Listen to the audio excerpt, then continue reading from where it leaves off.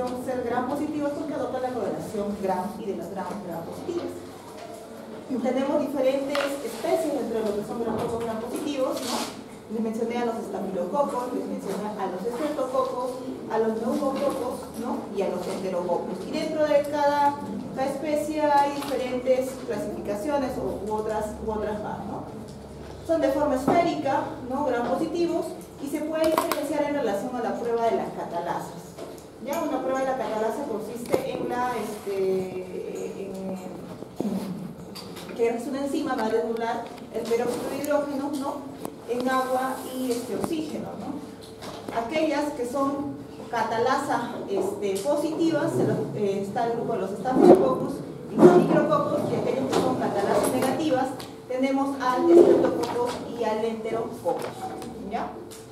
Más de 45 especies son las que se han identificado, 24 son subespecies, solo 12 colonizan a los hombres, y estos son los de importancia médica, ¿no? El aureus, el epidermidis, saprophyticus, lugdunensis. Algunas de estas especies de estafilococo conviven con nosotros, ¿no? Sin eso significar que nos estén ocasionando enfermedad. Muchas veces nosotros podemos ser portadores de estafilococos, ¿no? Y justo la manera como se transmite es porque existen personas que son portadoras, ¿no? Por ejemplo, aureus pueden estar ubicados a nivel de la nasofaringe, epidermidis sobre la piel, saprophyticus colonizando la parte íntima de la parte vaginal femenina, ¿no? Solo aureus produce coagulasa, es una propiedad más que le da las características de los estafilococos. Los demás se los conocen como coagulasa negativo, ¿no? La posibilidad que tiene para convertir el fibrinógeno en fibrina, y de esta manera forman coágulos que desde el punto de vista diagnóstico, desde el punto de vista laboratorial, nos permite hacer la identificación del aureus, pero el aureus toma o tiene esa posibilidad de formar coágulos como mecanismo de defensa, sobre todo a hechos de fagocitosis por macrófagos u otras células, ¿no? La característica general de los estafilococos son células esféricas de 0.5 a 1.5 gram positivas, y están agrupados en racimos. Pueden vivir en condiciones aerobias, también microaerófilas, a una temperatura de 37 grados centígrados. Son redondas, elevadas, brillantes. En dependencia de qué tipo de especie estamos hablando, vamos a ver los diferentes tipos de colonias, que pueden ir desde colonias blanquecinas, ¿no? En caso de los estafilococos coagulasa negativos, dentro de ellas el epidermidis, ¿no? Y aquellos que tienen la coloración amarilla o la coloración dorada, en caso de los estafilococos aureus, ¿no? Aureus puede producir hemólisis a diferencia de las otras especies, son catalasa positivas a diferencia de los estreptococos, fermentan con lentitud algunos carbohidratos, no producen gas. ¿Qué otras características tienen, ¿no? Que crecen en concentraciones elevadas de cloruro de sodio, hasta el 10%. Justamente el manitol tiene elevadas concentraciones de cloruro de sodio, por eso sirve como medio diferencial para poder identificar las especies de los estafilococos.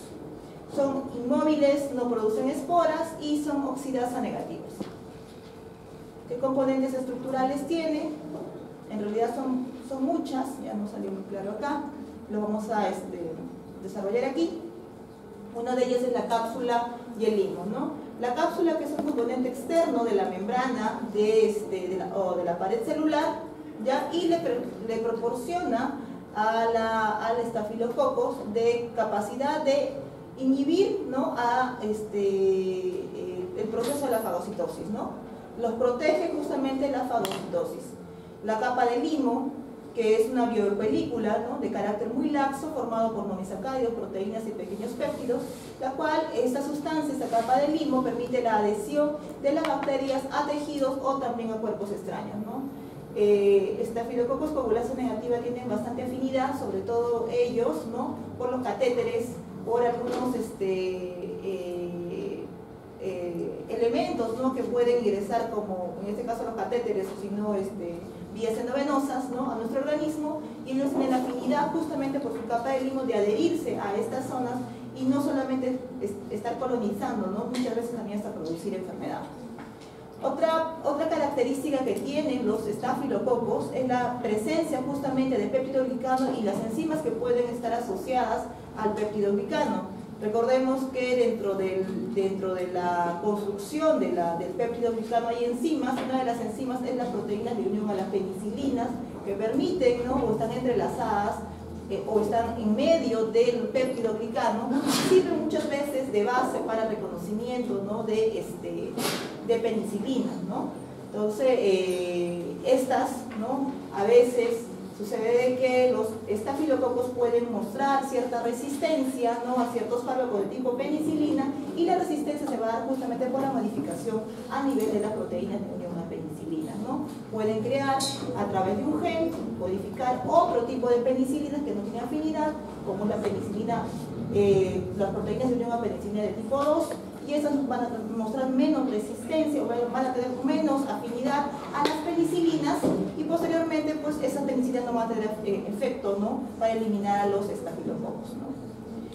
De manera o in vitro se ha visto, ¿no? Que el péptido glicano cumple función de endotoxina, es decir, estimula, o la presencia del péptido glicano va a estimular a que en el sitio donde se encuentre el estafilococo llegue mayor cantidad de interleuquinas, la presencia de leucocitos, de estos leucocitos polimorfos nucleares, ¿no? Y generen pues acciones de tipo endotoxina, ¿no? Acción pirógena.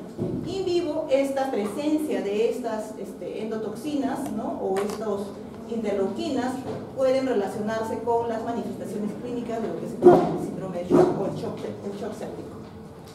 Otros componentes que también forman parte de la pared celular son los ácidos teicoicos y ácidos glicoteictoicos, ¿no? Componentes estructurales que junto con la unión al péptido glicano constituyen un medio antigénico, ¿no? Y estimulan la respuesta humoral, es decir, la presencia de anticuerpos, ¿no?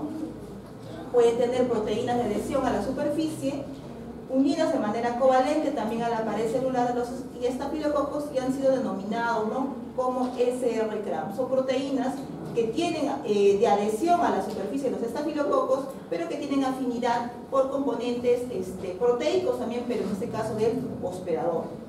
Hay diferentes tipos de proteínas, en realidad una de ellas es la proteína A, que se une al receptor FC de la inmunoglobulina, y el tipo de inmunoglobulina es la tipo de inmunoglobulina IgG, ¿no? Tenemos otras proteínas también, proteínas A y B, que constituyen el factor de agregación, y proteínas A y B ligadoras a lo que son fibronectinas. Otro componente importante dentro de lo que es la virulencia de estos estafilococos es la membrana citoplasmática, ¿ya? Esta membrana citoplasmática actúa, ¿no? Como está constituido como por proteínas, lípidos y carbohidratos, y actúa como barrera osmótica, ¿no? Y proporciona la sujeción para la biosíntesis celular y enzimas respiratorias. Bueno, esta es una imagen de todos los componentes que les he mencionado, componentes estructurales que tienen participación, ¿no? Sobre todo la capacidad de poder producir daño, producir respuestas humorales, y también capacidad de poder inhibir a la acción fagocítica de los polimorfos nucleares, ¿no? La cápsula, ¿no? Que inhibe la fagocitosis, la parte más externa de la pared celular, la presencia, ¿no? De esta sustancia de capa de limbo que facilita la adherencia, los péptidoglicanos que constituyen, ¿no? Parte de lo que es la pared celular, que junto con el ácido teicoico, ¿no? Constituyen la respuesta inmunogénica, y están en relación, ¿no? A la migración de leucocitos, a la migración de interleuquinas, y muchas veces esta presencia significa las manifestaciones clínicas de lo que constituye el shock séptico. Por otra parte, ya la presencia de este componente no va a permitir que haya migración de más leucocitos, y a presencia de leucocitos en una zona determinada va a generar lo que se llaman los abscesos, ¿no? La proteína A, que inhibe, ¿no? Eliminación mediada por anticuerpos, ¿no? Al ligarse la proporción FC, ¿no? De los anticuerpos a esta inmunoglobulina A, evita justamente que los anticuerpos, ¿no? Eliminen al estafilococo, ¿no? Para que puedan eliminar no tiene que ver la unión, ¿no? De los FC, sino la parte variable, ¿no? Entonces, al unirse, poner en esa afinidad, hace que los inmunoglobulinas tipo IgG no puedan eliminar a los microorganismos. Estos son componentes estructurales, ¿ya? También tienen componentes de tipo toxinas, ¿no? Y justamente la presencia de las toxinas cumple también funciones importantes, ¿no? O son, constituyen, ¿no?, parte de algunos síndromes que están asociados a la presencia de los estafilococos, ¿no? Tenemos cinco toxinas citolíticas que tienen la función de dañar la membrana: alfa, beta, gamma y delta, y la leucocidina de Panton-Valentin o PB. Tenemos 2 toxinas exfoliativas, A y B, 18 enterotoxinas, A hasta la R, y la toxina del síndrome de shock tóxico, ¿no?, TSST1. Ya, muchas de ellas, por no decir la mayoría, están presentes en el estafilococo aureus, ¿ya? La toxina A, ¿ya?, y las enterotoxinas y las toxinas de shock, síndrome de shock séptico tipo 1, se constituyen como superantígenos, es decir, van a tener afinidad por un complejo, ¿no?, que es el complejo mayor de histocompatibilidad tipo 2, ¿no? Al unirse a ese complejo, estas toxinas van a estimular, ¿no?, que los linfocitos T, o van a reaccionar conjunto con los linfocitos T, y van a permitir liberación de las citocinas. ¿De dónde? De los macrófagos, ¿no? Ahí la interleuquina beta, el factor de necrosis tumoral alfa, por parte de los linfocitos T, ¿no?, la interleuquina 2, el factor igual de necrosis tumoral beta, y el interferón gamma, ¿ya? ¿Por qué es importante hablar de ellos? Tanto porque el factor de necrosis tumoral alfa y el factor de necrosis tumoral beta se asocia a hipotensión y shock, y la interleuquina 1 beta está relacionada con lo que es la fiebre, ¿no? Entonces la presencia de estas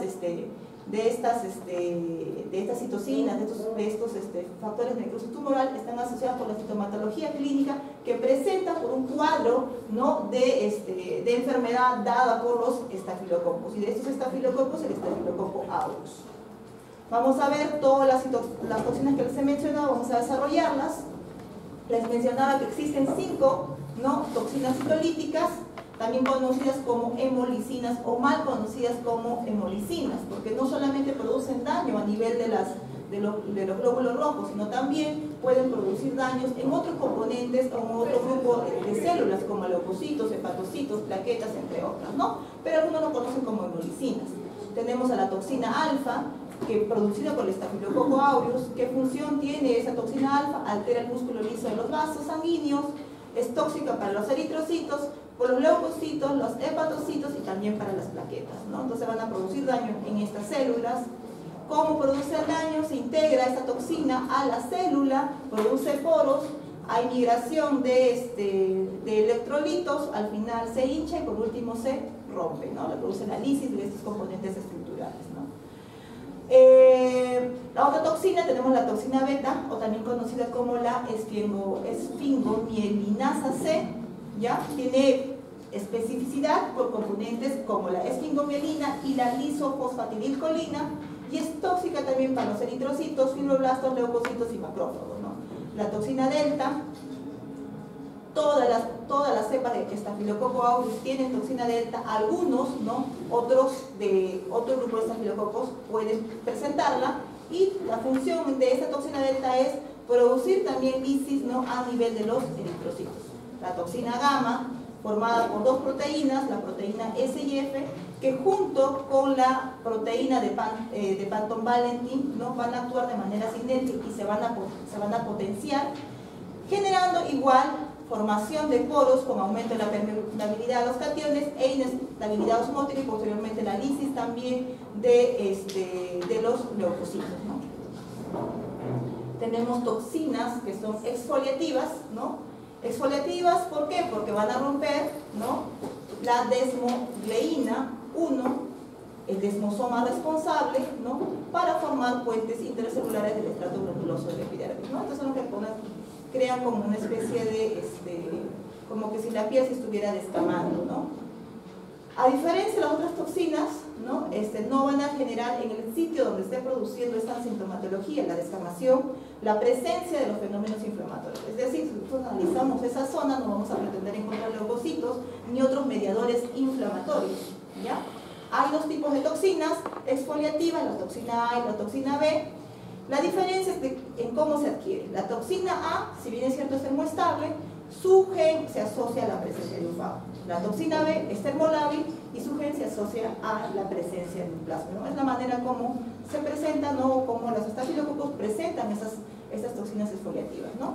Tenemos enterotoxinas, son 18 enterotoxinas, sobreentendemos por enterotoxinas, toxinas que afectan justamente a nivel enteral, ¿no? Comprendemos a nivel intestinal.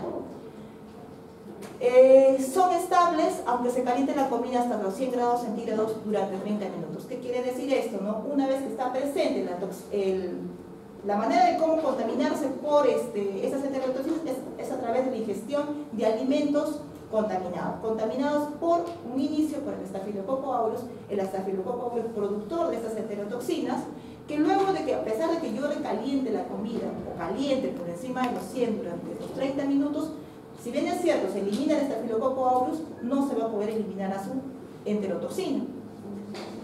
Por ende, ¿no? Vamos a tener pues, manifestaciones a nivel gástrico y a nivel yeyunal, ¿no? Y se desarrolla justamente cuando el aureus, ¿no? Está dentro de carbohidratos o proteínas, ¿no? Tiene bastante afinidad.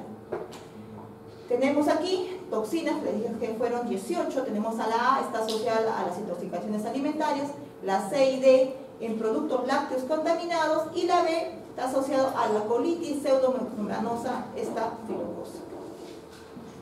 Avirotoxina, la otra toxina que es la toxina del síndrome de shock tóxico, también conocida como TSST1, ¿no? Es una exotoxina termoestable y resistente a la proteólisis codificada por un gen cromosómico.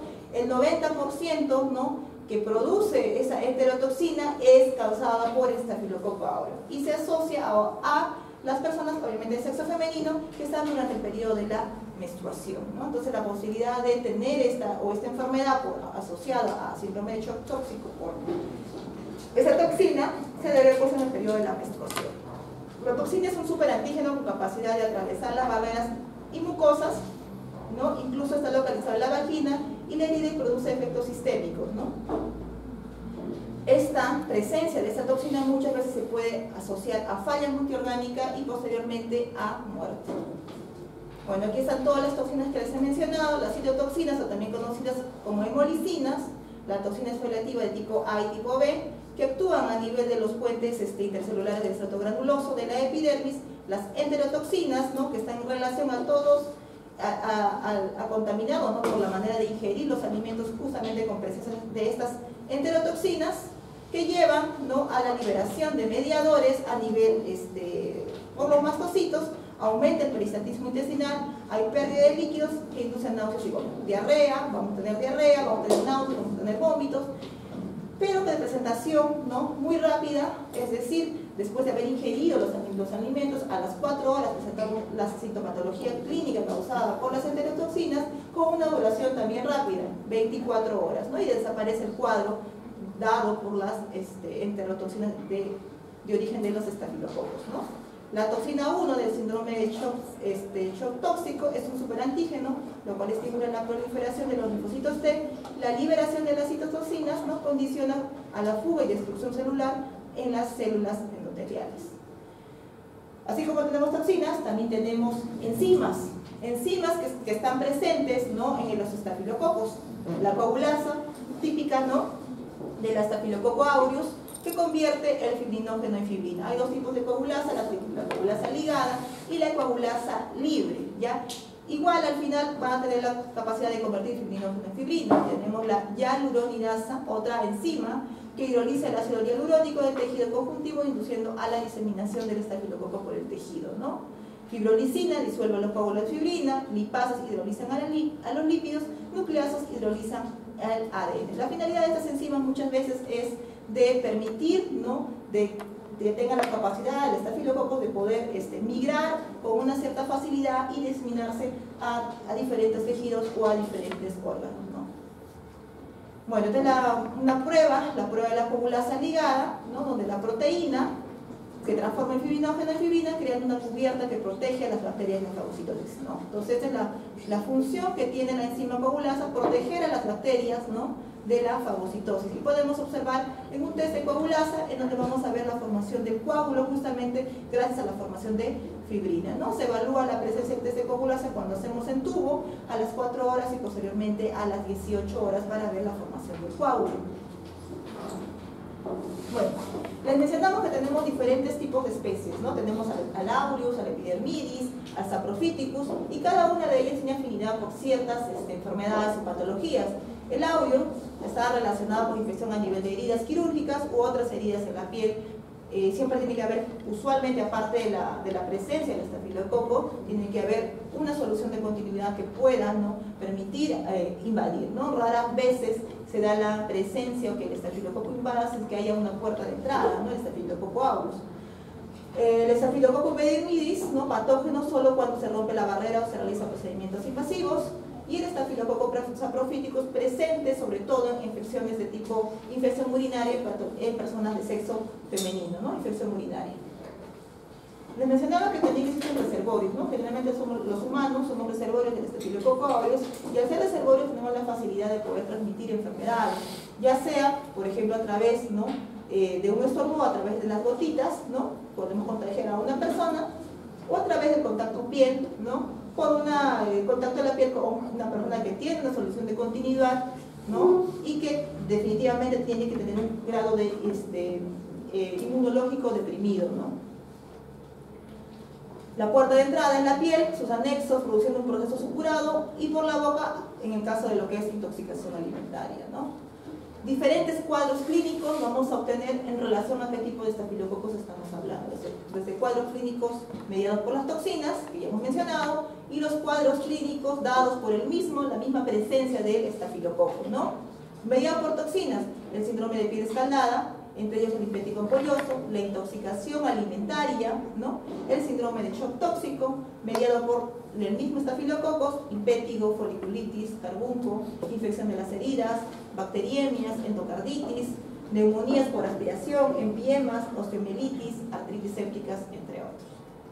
Vamos a hablar, ¿no?, de aquellos cuadros mediados por el estafilococos, como es la presencia del impétigo. ¿Qué cosas son impéticos? Las vesículas rellenas, ¿no?, de pus sobre una base eritematosa, ¿no? Aquí estamos viendo lo que es la presencia de costras. Al final las vesículas, ¿no?, tienden a romperse, y lo que vamos a obtener son la presencia de una costra, ¿no?, usualmente asociado a estafilococo aureus. Otra patología que podemos ver por presencia de estafilococo aureus es la presencia de foliculitis, inflamación a nivel folicular, ¿no?, infección piógena debajo de los folículos, ¿no? Si nosotros sacamos, ¿no?, vamos a ver la presencia, pues, del mismo estafilococo que está presente a nivel folicular. Porúnculo es una extensión de la foliculitis, nódulos sobrelevados,